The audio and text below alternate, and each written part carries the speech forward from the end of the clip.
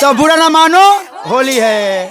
अरे रंग बरसे भींगे चुनारा माई के रंग बरसे भींगे चुनारा माई।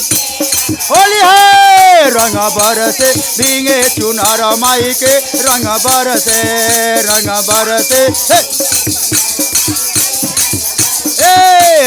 बरसे भींगे चुनारा माई। ओ रंग बरसे भींगे चुनारा माई। रंग बरसे भींगे चुनारा माई। अरे सोने सुराही गंगा जल पानी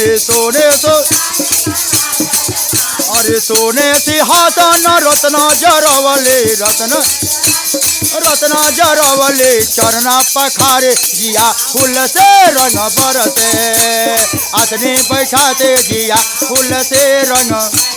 ओ रंग बरसे भीगे चुनार माई के रंग बरसे होली है रंग बरसे भीगे चुनार माई के रंग बरसे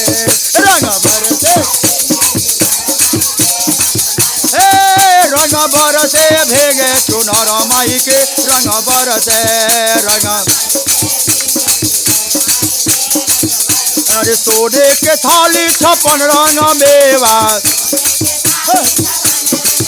अरे बेली चमेली के गजला गुथावले। अरे अड़हुला फुलवा के गजला गुथावले। भोगवा लगाते जिया फूल से रंग बरसे। अरे गजला पहनाते जिया फूल से रंग बरसे गजला पहना। होली है रंग बरसे भीगे चुनार माई के रंग बरसे अरे रंग बरसे भीगे अरे कंचन थाली कपूरा के बाते। अरे लवंगा इलायची के बिरवा लगवले। अरे लवंगा इलायची के बिरवा लगवले अरे लवंगा इलायची के अरे बिरवा चबाते जिया फूल से रंग बरसे बिरवा अरे आरते उतारे जिया फूल से रंग बरसे आरते उतारे जी। होली है रंग बरसे भीगे चुनार माई के रंग बरसे